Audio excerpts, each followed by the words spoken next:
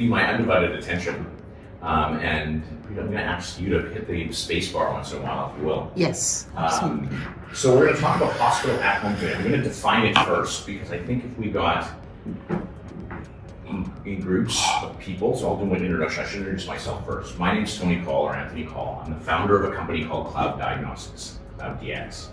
And Cloud DX is the largest provider of virtual care and remote monitoring solutions in Canada. So we power, in Canada you may know that the health system is a single payer public system.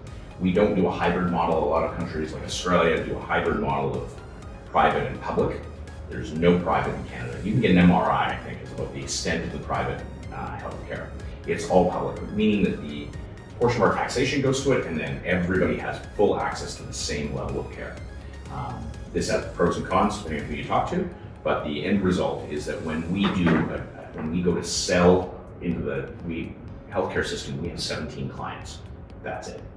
Because you're selling to a provincial health authority where, for instance, Alberta Health Services is the largest single continuous health system in North America.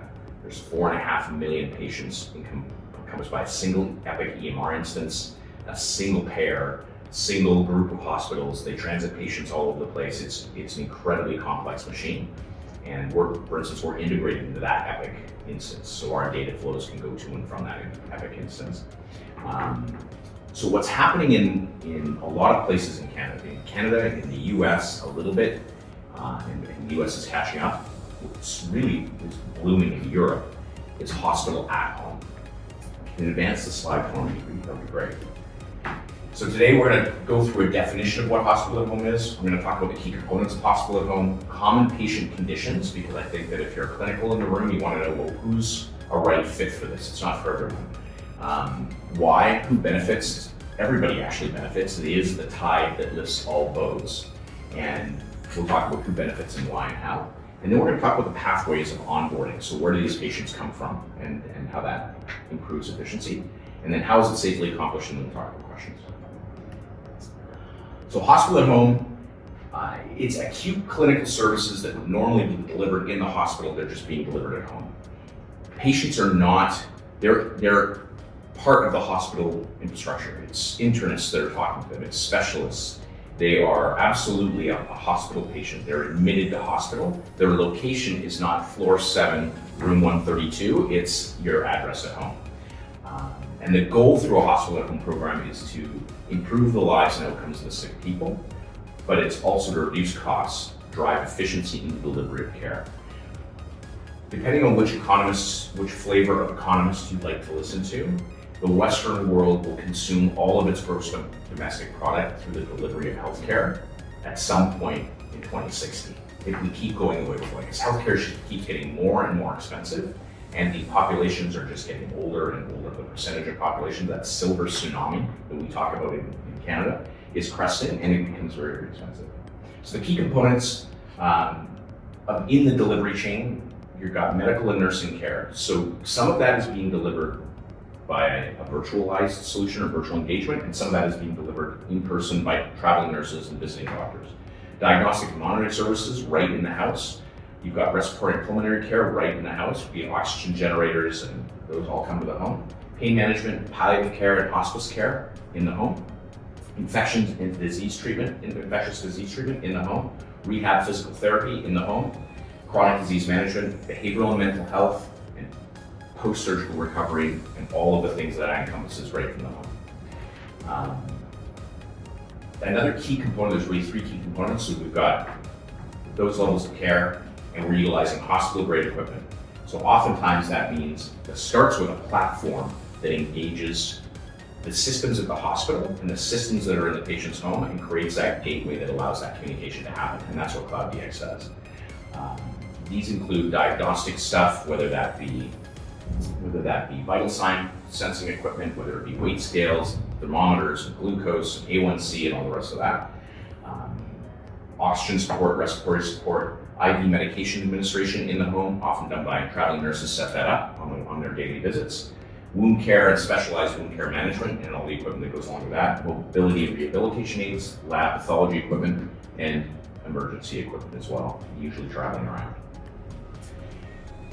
The other key to a successful hospital at home program is, just as an internal hospital, it's got a multidisciplinary approach to the delivery of care. The hospital at home team has the exact same level and degree of delivery of care.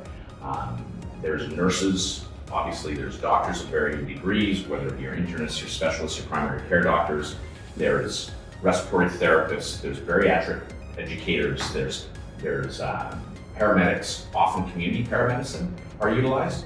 Rehab technicians, healthcare aides, PSWs, all that kind of stuff. And as I mentioned, some of this is being delivered through virtual means. So that specialist may not be in the patient home. We're not going to travel our cardiologists around generally, but that specialist is rounding on that series of patients from a centralized command center like this room that's all set up for it. And the nurse or PSW is at home, or is in the home of the patient doing that. Visiting care delivery in the home, all the rest. So when we first launched programs, we're about to launch the first hospital at home program for the Ottawa Hospital, which is the capital of Canada, is Ottawa, and they're moving to a hospital at home structure following 2 different hospitals in Ontario. They're following their pathways, and we're powering that. And the first question they have is, what's the lowest hanging fruit? What patients do we want to put on this program first? And they are always your chronic disease exacerbation patients, COPD, heart failure. Those folks are cluttering up your hospital ED departments. The emergency department is chock-a-block with chronic disease exacerbations that should never have gone there in the first place. If you were doing a really, really high intensity virtualized outpatient clinic, cardiac outpatient clinic, you'd never see another heart failure patient in your ED. Infectious disease patients, pneumonia, and things like cellulitis. These types of patients, and we'll talk a lot about post-surgical because we do a lot of post-surgical, but these types of patients have really, the delta between their outcomes when they're treated at home versus hospital is very high. They have much better outcomes and they have much better patient satisfaction. So why do this at all? It sounds like that sounds complex, because it is. It's a complex modality of care. However, the benefits are massive. Patients have much higher improved outcomes when they're working from home than when they're working in the hospital. And they have much higher satisfaction. So if you're in a private environment where you're really competing for customers, they're patients, but they're also customers, patient satisfaction is a big driver of the success of a private institution. And in a public group, when I pitch this to governments, which I do all day long, I don't call them patients, I call them voters. Because in Canada, healthcare is such a cherished thing that as a politician, your platform on healthcare is vital. So if you've got happier patients, if you're installing these programs and your patients are happier, then your voters are happier. For the payer, whether you're the insurance company, the private hospital, whoever's footing the bill, whether it's the patient themselves, this is a much cheaper way of providing care. In Canada, 60% of a hospital stay is hoteling costs. Brick and mortar, insurance, beds, food, and those costs. All those costs go away. There are cost increases in the chain with visiting, traveling, and you got to pay for gas and all that kind of stuff, but a whackier costs go away. And for clinicians, again with the patient satisfaction, but it's also a much more efficient way of delivering care. So we've got a cardiac perioperative team in the University of Ottawa Hospital, and normally their cardiac post-surgical rounds would take 1 hour and 40 minutes. And now that entire post-surgical rounds, because all of those patients are virtual, takes them about 35 minutes. So they've bought themselves back an hour. When you look at the horsepower of the people that's in that room, that's a lot of regain value. Hospitals, much higher throughput in your hospitals. The real problem that we have in Canada is we have real resource constraints. We have long wait lists for especially elective surgeries. And higher throughput, we just got to push them through faster, safely. And these programs allow you to do that. HR utilization is an interesting one. This came out of a clinical trial we did at McMaster University in Hamilton Health Sciences. Every hospital has a section of nurses who can't work the wards anymore. They're called accommodation nurses in Canada, where they can't work the wards anymore. However, the unionized environment in Canada means that those nurses are still on payroll. They're often working under the level of their license. It's just everybody's unhappy about it. And currently, 71% of the nurses who work in our command center in Hamilton are accommodation nurses. They're working at the top of their license. They're extremely happy to be working at the top of their license, and they're working in a virtual command center. So it's very, very powerful. There we go. So the patient pathways, we really deal with two programs right now, and I think there'll be more programs in the future, but one is admission avoidance and the other is early discharge and length of stay reduction. Admission avoidance is just what you think it is. A person in the community has an acute medical problem. Hello, good to see you. Come on in, the water's fine. Thanks, guys. You guys missed the whole thing. So we're talking about where we get our patients for hospital at home and what programs we're running. So admission avoidance is just that. Somebody has an acute issue, whether it be a COPD exacerbation, let's say, or heart failure exacerbation. They either go to their GP or their walk-in clinic or something and they're told, this is above us, go to the hospital. Or they go through an ambulatory paramedic or into the ED. They go to the front door, they get assessed, and then they either go in as an inpatient or they get put through or they're sent home. They meet the criterion for a hospital at home program and they're sent home. Length of stay reduction is just what you think it would be. So most of our length of stay reductions are out of the pulmonary, cardiac, and perioperative space. So whether it be somebody who came in for that heart failure exacerbation because we simply have to retitrate their drugs and it's complex, so we're going to keep them. Oftentimes in Canada, they keep that patient for 6-7 days to try and titrate those drugs. Now they're keeping that patient for 2 days and they're sending them home, and we're able to titrate those drugs much, much quicker. So I'm going to pause because I've been babbling a lot. I should have paused. So first things first, I'm going to run through the first little bit really, really quickly. We define hospital at home. Hospital at home is the delivery of acute services as almost exactly like you would in the hospital. They're simply at home. You're simply connected to the hospital from the home. That requires a platform to do that. We've got key components of it you've got all the same diagnostics, all the same hospital equipment, you've got everything that you would normally have in a hospital setting. You're transiting to the home setting and you're working there. We talked a little bit about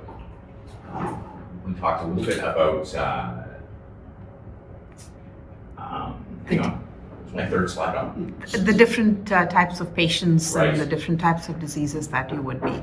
The low-hanging fruit of the types of patients we see in our first hospital at home program. So your first go to launch, it'll be your chronic disease managed patients who are having exacerbations. It'll be your post-surgical patients from all different types of surgery, and it will be things like pneumonia, it'll be things like cellulitis that are best suited to be shunted from the ED to go home and be treated at home instead of the multidisciplinary teams that are doing this. You have people who are traveling to the homes, so there'll be paramedics, there'll be nurses. You will have visiting doctors going to the homes in some cases. Europe is very fond of sending doctors out, where North America is more fond of sending nurse practitioners and nurses out. On that issue, Tony, in your context, are those patients typically transferred from ED to hospital to home or ED home? So it depends. Often what we're trying to get to is they never go upstairs in the hospital. They go straight from the ED, especially on things like a heart failure exacerbation or a COPD exacerbation. They're stabilized in the ER. And in reality, what will happen in Canada is a lot of folks, we have a real problem with, most people don't have a primary care, not most. Like 25% of our population has no primary care doc, right? We just don't have enough primary care docs. If those patients show up at the ED and they can't breathe, they're having problems breathing, maybe it's pneumonia, maybe it's asthma, maybe it's COPD, they're stabilized with rescue inhalers at the ED, and then they're sent home and followed home by a nurse or a nurse practitioner who then sets them up and sets up IV treatments if that's required, sets up their drug regimes, and then visiting them once a day, and then they're being rounded on once a day virtually, and they're taking all of their vital signs at home. We're doing all of their surveys, we're doing all of their wound care photos, we're doing virtual med recs and all that kind of stuff right from home. Okay. And so these are the onboarding pathways. So the key components of the SAFE program are comprehensive patient assessment and selection. You got to have the right patients in the room. We don't send folks who are suspected of stroke from the ED home for a hospital home program generally. We keep them around for a little while. They may recover at home. That might be part of the discharge, early discharge, but there are some patients that aren't suitable for the program. The care coordination, if the hospital lacks robust care coordination, we fix that problem first, because care coordination inside of a hospital where you can touch everybody, if you're not doing that well, we need to improve that because now we're going to stretch the distances between those engagement points. And so working on robust care coordination is really, really key. The solution lends itself to care coordination because everybody's walking around. Now everybody's connected virtually. You don't actually have to speak to somebody. You can send messages across the system. You can share documents across systems. Whatever platform you're using for your hospital at home programs will have the ability to bring people into those virtual care settings, whether you're having a virtual care appointment or virtual rounding. But this is really, really key. When we go to build a program for a new hospital, we don't talk about gear, we don't talk about technology, we don't talk about any of that stuff. We start with this. What does your care coordination look like? What are your pathways, what do your workflows look like? How do we fix those workflows and change those so that they can absorb a virtual element? And then we move into layering some tech on top. Use telemedicine and remote monitoring tools. Obviously, we need data. If you're not getting data from the patients and from the patient home, you're putting the patient in harm's way, and that's where Cloud DX comes in. Okay. So a hospital at home platform will be just that. You'll have vital sign sensing equipment. This is some of it, certainly not all. You'll have blood pressure, you'll have temperature, you'll have SpO2, you'll have weight, you'll have glucose often. You will have, those are all what we would think to be episodic. You'll be taking individual readings. Almost all of our hospital at home pathways are 3 sets of vital sign readings in a day, and the compliance of those readings is very important. So we have an entire compliance management team that keeps those patients compliant. All of that communicates to something. So for us, it communicates to an application, and that's a peri-op kit right there that I brought with me. This app is designed specifically for low technical literacy folks who are often hard of vision, hard of hearing, and all the rest. Our average patient in Canada is 76. Our oldest patient is 103. And they're on a long-term COPD program. They've had their equipment for 4 years. So vital signs are important. Surveys are also important. Surveys, we have probably got 40 different types of validated surveys in the system, whether some of those are broken into our palliative care surveys, some of those are symptom assessment scores, perioperative surveys, stomas, drains. We're asking all sorts of questions. All of those go up. All of this data for us goes up into our cloud and into our notification layer. And then we have a whole series of notifications built on top of the data stream that will tell the perioperative team or the virtual care team whether or not the patient is on baseline or falling off of baseline. So in the simplest form, for a heart failure patient, you want to know if that patient is gaining weight rapidly and having spikes in systolic blood pressure. Those are the clinical indicators that they're moving into harm's way. Normally what would happen with a patient is that they wouldn't notice that for 3 or 4 days. By the time they notice, it's hard for them to breathe. They've had 4 days of water gathering. They've gained, and sometimes it's 20, 22 pounds, and now they're in the ER, and it's going to take you 7 or 8 days of time to get that person out of the hospital. We catch that on day 2, day 1, and the nursing teams virtually can interject right away. So we did the same thing with surveys. If the pain is increasing, if constipation is increasing, those alarms and alerts are what the patient dashboards are looking at. All of this goes from this app to the cloud, and then from the cloud to a patient dashboard, and then from the patient dashboard into Epic, Cerner, Allscripts, wherever it needs to go.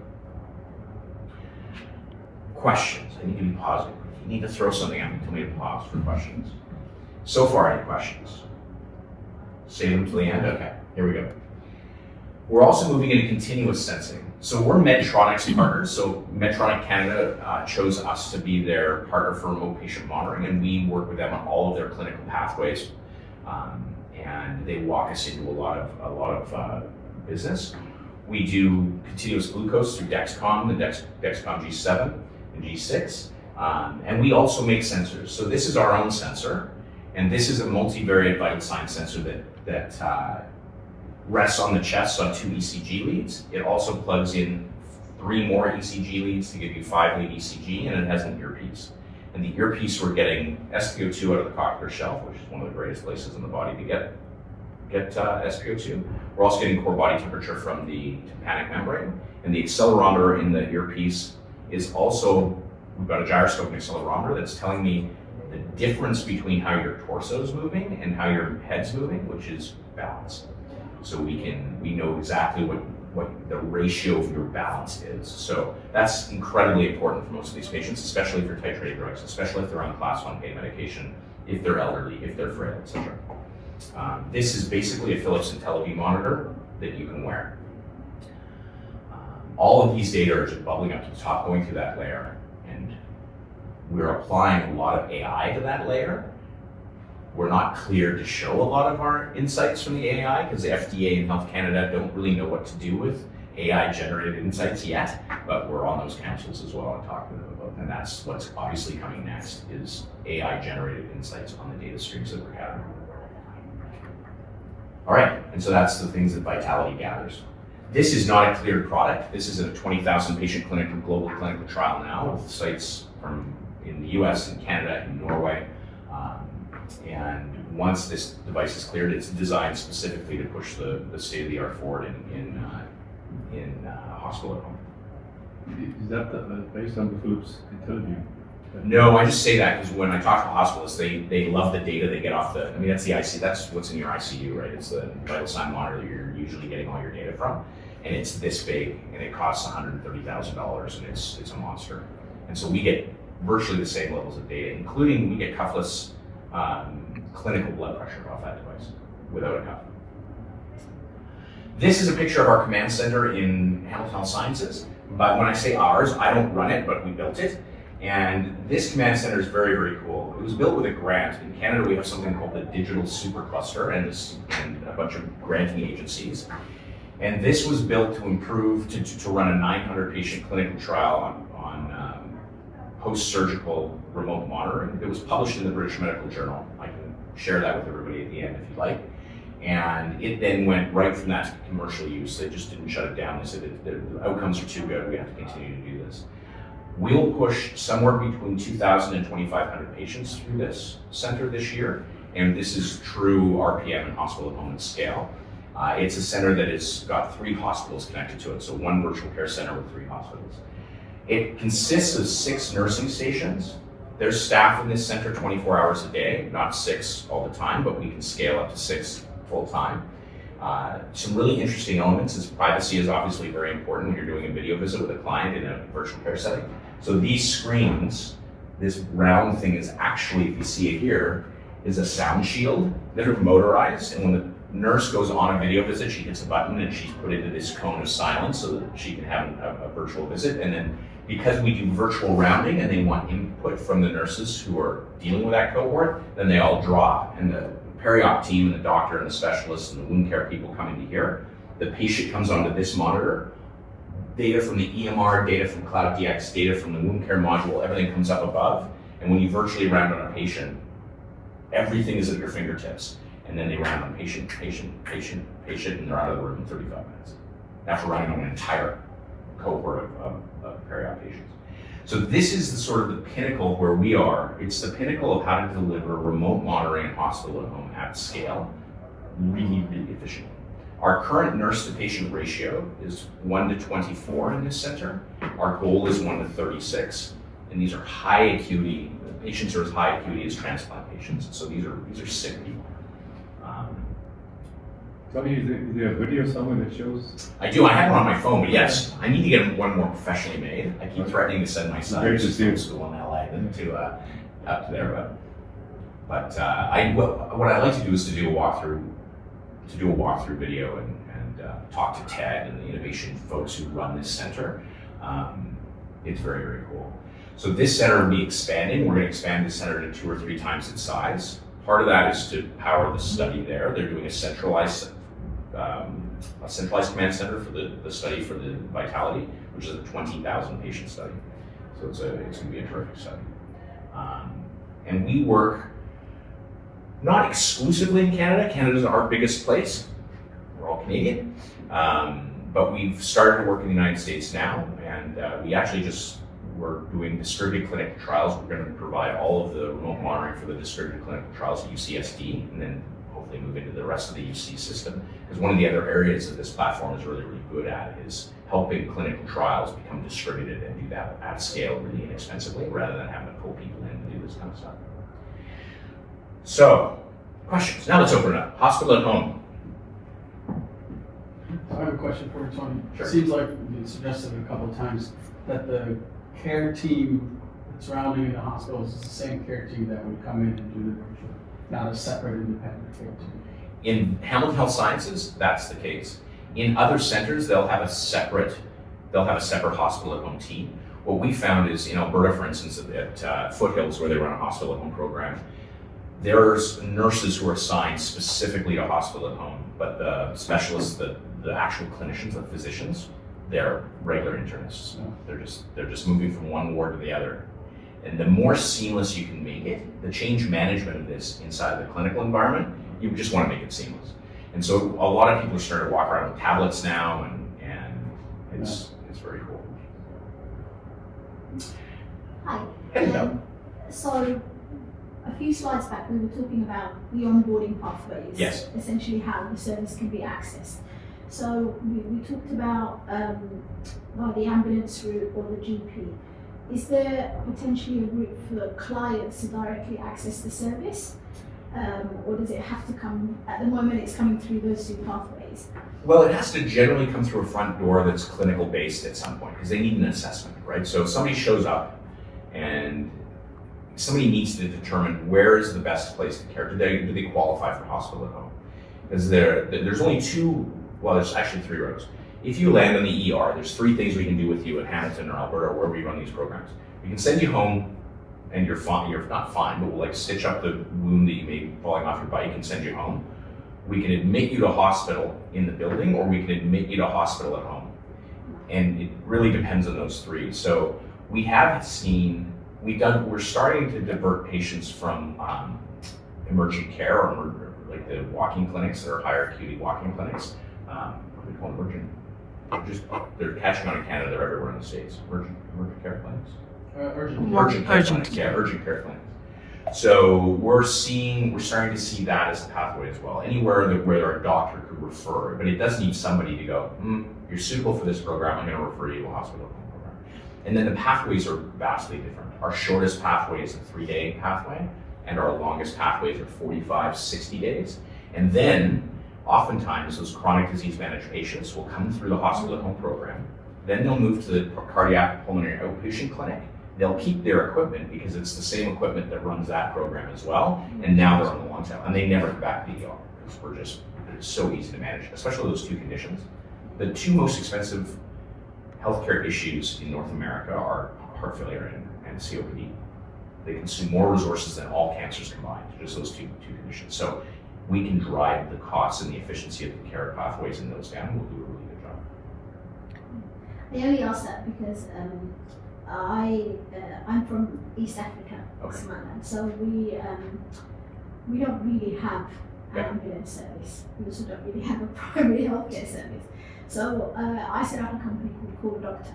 Okay. So essentially they ring up and they say, I'd like a home visit. So the doctors are actually going out to patients' homes, they're actually assessing, they're fully kitted, everything that they would essentially do in an emergency department. And at that point, they then decide, okay, this is something that can be managed at home, and they will start the regime and the treatment program, or they will say, okay, this requires a hospital admission, and then it's a referral. So it's the same sort of system, but so essentially the first doctor that they would see is a doctor that's part of the hospital at home or the Call the Doctor service. One of the reasons I'm here is to learn that.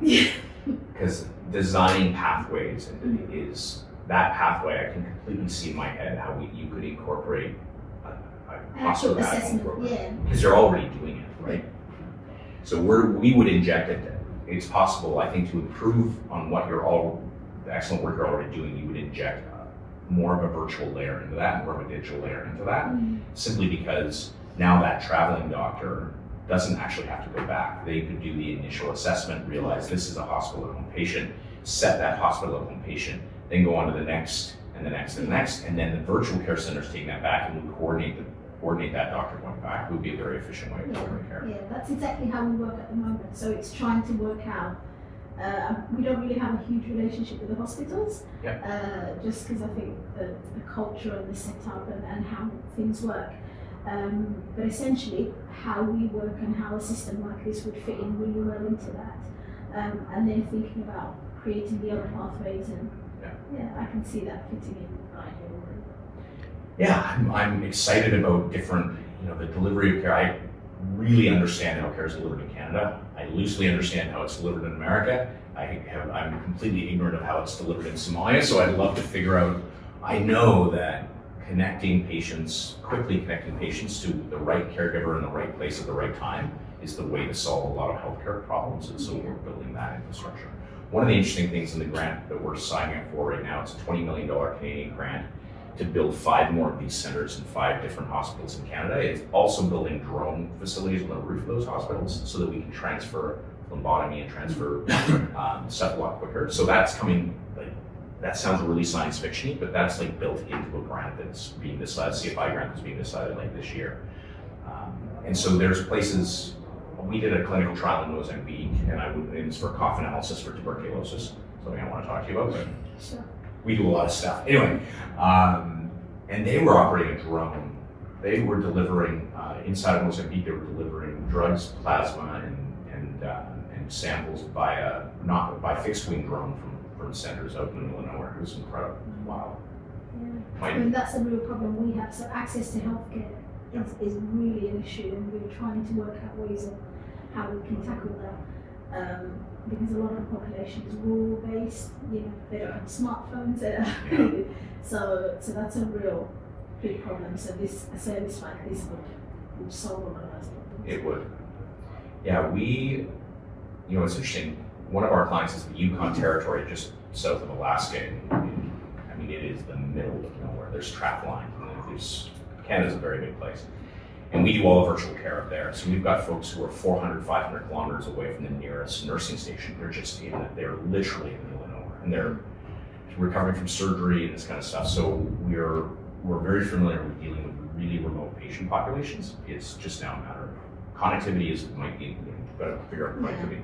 I think the cell service in Somalia is probably okay. So then it's about how do we get that. Yeah. We do a lot of testing on $30 Huawei phones from different places in the world, and it works great. So.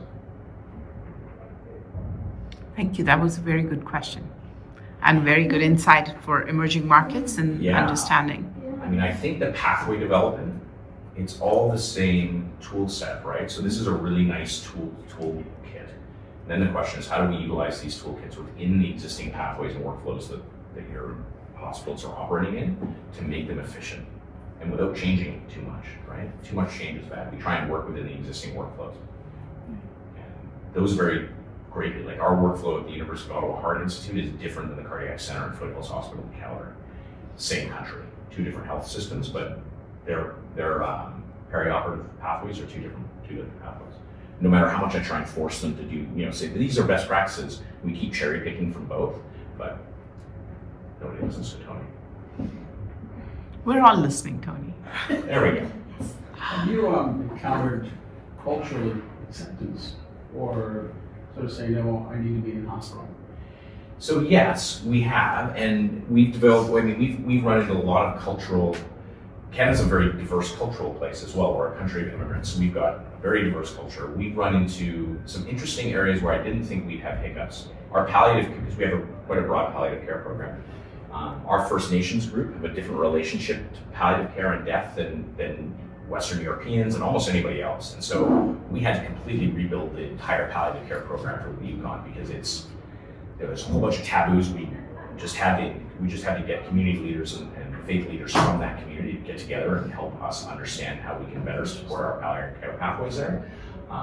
We've had some hesitancy from folks who are just distrustful of technology, period. What we haven't had is old people kicking back. We thought, because we launched initially with chronic disease management, which is really 65, 70-year-old people, and we thought, technology, grandma, but what we discovered is grandma loves technology. She just doesn't like it if it doesn't work. So as long as it's simple and it works, grandma loves technology. They're some of our most ardent fans. So, but yes, we run into that. And that chronic population has been in the hospital often enough that they know all the negatives. They don't want to go there. They do not want to go I think that's the big one for US. Yes. Chronic disease management and just keeping them out. In the U.S. is much of it is really driven by payer, right? Mm-hmm. How do you get reimbursed for this? And so for us, with COVID, right? So silver linings coming from pandemics, and one of which was And CMS, so Medicare, Medicaid, the U.S. government technically pays for nearly 60-70% of healthcare, right? In different ways, in different formats, but so they created a waiver for the ability to do virtual, right? And that expired. And it's on a technical it's on life support for 90 days. Hopefully within the next 90 days it'll get, revamped. The vast majority of this older population is government-based Medicare. Yeah. And so if they don't allow this virtual waiver to continue, right? Ultimately, we see it as it's going to be, and then we'll extend it to other CMS patients and so on and so forth. But that will essentially kill the program, right? Because then you don't get paid for the service, and then you're done. And so, unfortunately, in the U.S., we're sort of it's the tail really wagging the dog, and that payers, insurance companies dictate how healthcare happens. There's a reason so remote patient monitoring is covered under CMS for Medicare patients on different code bases, but it's really the chronic disease managed cases, although they do cover PARA. It's not a big enough reimbursement it pays for the blood pressure count, but it does little else. What we found in single payer systems, the moment there's this real aha moment where you realize, absolutely. So you're like, this is a lifeline. Because we save, we're always taught, everybody asks cost. What does it cost? Run properly as a profit center. We give you money. I like to say to my team, you're showing up to that hospital with a suitcase full of money. Your job is to get them to take it, because you've got higher patient satisfaction, which improves your reimbursement scores. And everywhere I've seen, if there's an insurance company involved, they tie some of your reimbursement to how happy your patients are. So you get those kickbacks, and you get to do more with less, way more with less. Everything becomes more efficient. Now, we can talk a lot about what we think is going to happen in the U.S., what we hope is going to happen. I mean, there's 561 hospitals who are getting parity in the U.S. right now on programs where if you send that patient upstairs, let's say you bill $1,700 a day for that, you can bill $1,700 a day if you send them home. Right. I mean, that's a big deal, because you can send a lot of nurses to that house for $1,700. And so I think that the world is waking up to this. When we go to the Hospital at Home conference, which I encourage if you're really interested in this, every 2 years there's a Hospital at Home global conference. In 2023 it was in Barcelona, and it was just excellent. The speakers are excellent. You get to learn about programs in Paris where they've got 15,000 patients active right now every day on a Hospital at Home program. 15,000, that's scale, that's crazy, it's big. Really good speakers. This year it's at the end of March in Vienna. It'll be an excellent conference. And so I'm looking forward to that as well, just from a learning point of view, because this is a rapidly developing space, and the technology is getting better every year. The pathways are getting better, the general knowledge, and working together and sharing what works in all of our spaces, I think is very, very important. Collaboration is really important. My question was, last time also when we met, it's still not, I'm not able to understand that. Like, who will be monitoring at the hospital? Yeah. Okay. Who will be, because no one in Qatar, no one monitors. Okay. Yeah. It is basically a system to system message. Even the doctor doesn't even look at the patient's face. There is no relation between the doctor and the patient, and the doctor changes also. Yeah. So in such case, who is going to monitor this? There will be a beeping, or there will be what? Is there any specific person to be deployed over there? I still didn't make this up. Yeah, so that's a great question. And for me, it would depend on how care is being delivered. So I'll give you 3 different examples. I'll give you an example of a concierge private medical system that we have in Chicago. It's an MD VIP clinic. It's a concierge medicine clinic. They've got 850 patients, 180 of them are on remote monitoring program. And it's the front desk. It's not even a nurse. It's the administrator at the front desk.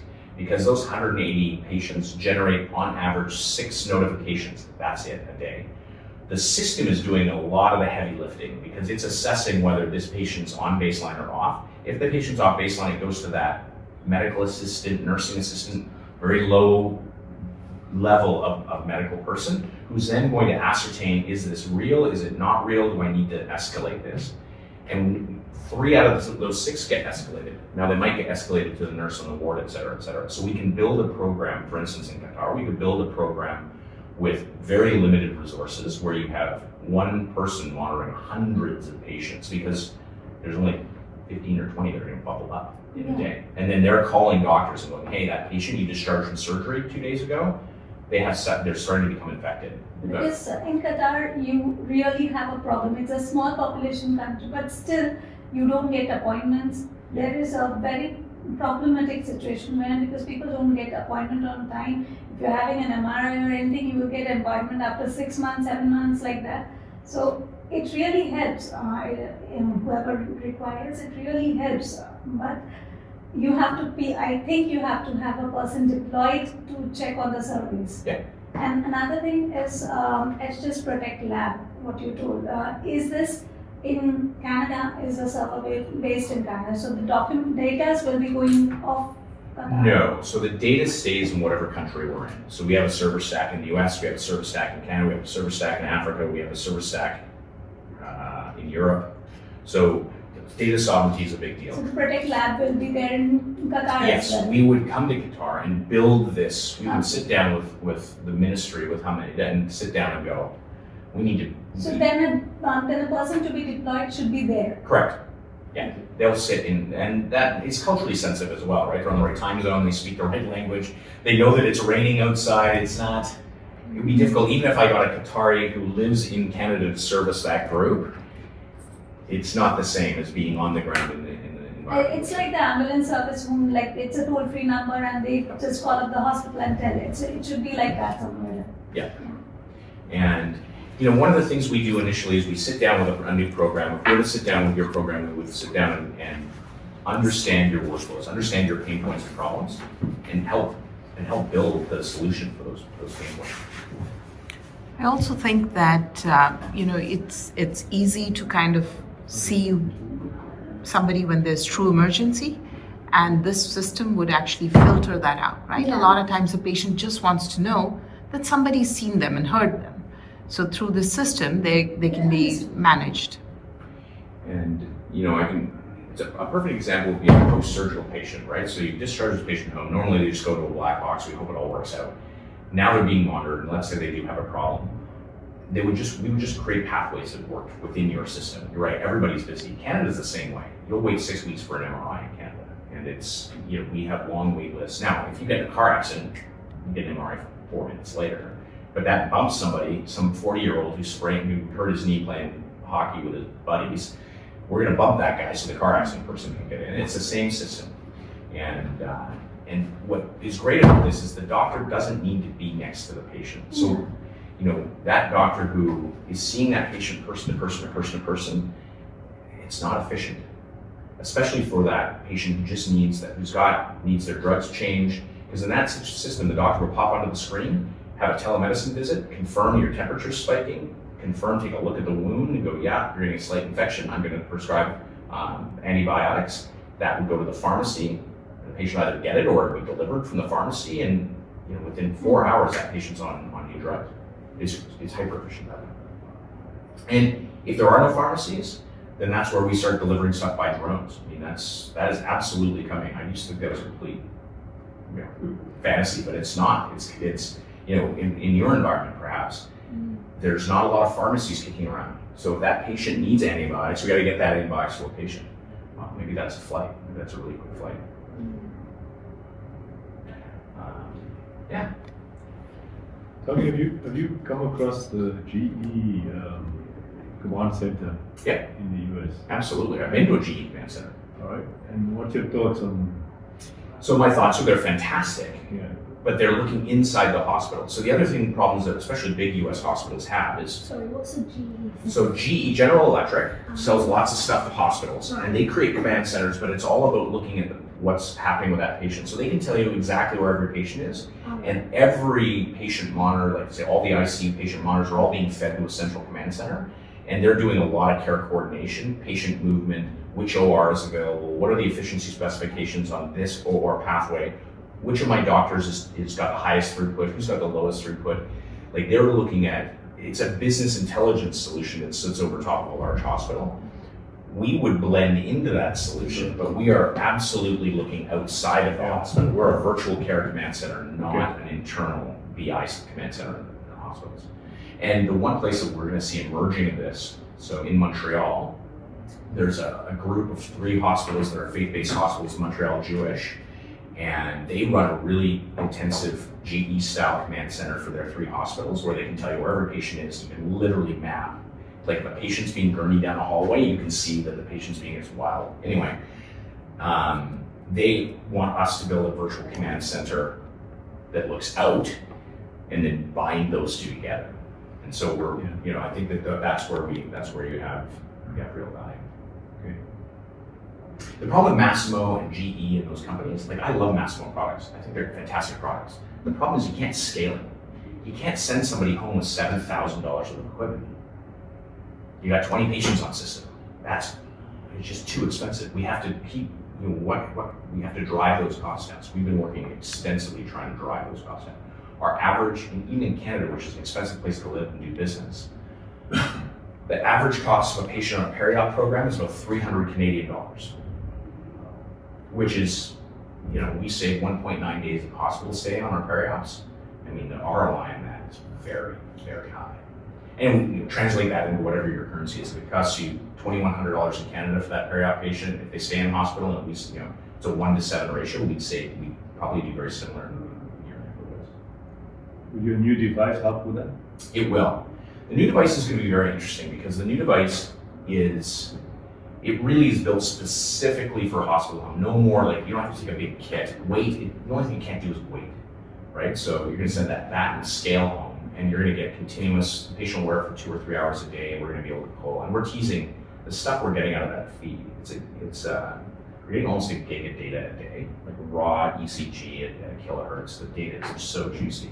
For a nerd, it's such good data. Like we line all of those vital signs up on top of one another. We have patents, so we've got a whole patent portfolio around, first of all, medication adherence and detection. So we can tell when you've taken your medication by looking at what's coming off that device. We don't have to ask you anymore. And we can tell if it's effective. So we can sit back and go, your beta blockers aren't working.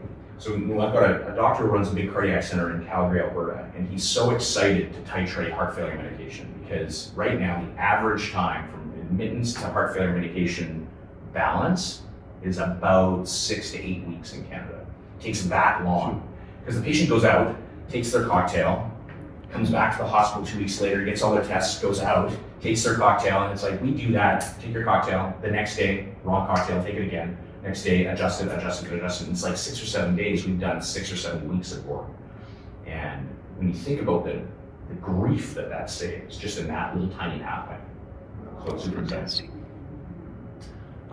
So next steps, if you want, make sure I got your cards and I'll send everybody this presentation too. And You're going to send it, I'll take a picture. yeah, no, by all means, I can send it to you. Reach out. If I don't have a solution for you, I'd still love to talk about this stuff and maybe can push you in the right direction. And then this is a really good paper. This is not my paper, but it's a really good paper on just what is hospital at home. And so I didn't know the level of folks coming into the room, so I thought, let's give a really good, simple what is hospital at home, and away we go. And I'm excited about this part of the world. I think that, as I said, we've done a bunch of work already in Mozambique for a different product that's still part of Cloud DX, but we won a competition in the States called X Prize. We won an X Prize competition, and part of that X Prize submission was the diagnosis of tuberculosis through a cell phone just by recording a cough train. And so we just finished a clinical trial in Mozambique, funded by, I'm not joking, the Roddenberry Foundation from Star Trek, and which is great, right? Like I'm hanging out with Gene Roddenberry's son all the time. It's super fun, and we can detect TB with a $30 cell phone in Mozambique better than a chest X-ray. So that's going to be a game changer for this part of the world. We've got a little more work to do to get it cleared, and then pretty cool. Pretty excited about that product. Yes. Yeah. So we'd love to work with you. Happy to diagnose tuberculosis. There we go. We'd love to work with you. We're trying to change medicine, and we're on our way. And we've been around for 10 years, and we're a little company, but we've beaten all the big guys out of Canada. We beat Philips out, we've beaten Massimo out of there, we've beaten TELUS, which is our biggest competitor in the market. And this is all we do. We just think about this problem all day long. No, you're ahead of the game. Hope so. I just missed the Trinity RFP that came out for RPM. I did too. Yeah, we were talking to them too, but because we're Canadian, we weren't on the right mailing list or whatever. So, but I'm sure we'll end up doing something with Trinity at some point. They're in your neck of the woods. No, I'm convinced that this is the way It has. is, right, is to your point about trying to reduce costs. Yeah. This is gonna, now it's okay, you get a waiver to do this, and soon it's gonna be, we're all gonna pay you to do this. Yeah. Oh, 100%. I completely, that's you the- can't do it without it, No, right? right. When you're impacting outcomes Yeah. and you're impacting cost, that's a win-win situation. Yeah, it's rare that you get a new method of care that both improves outcomes and reduces costs. Usually you can improve outcomes, but you're spending a fortune to do so. Absolutely. It's rare that you get the tide that lifts all of those boats. Everybody's loves it, everybody's happy with it. It reduces costs, it's an absolute no-brainer. You'd think it'd actually be easier to sell, but a lot of change management. Yeah, it's unlearning what everybody knows and Right. is doing, right? Yeah. So it It's takes culture people. change. Absolutely, absolutely. Thank you so much, Tony. There we go. Thank you. Yeah, thank you so much.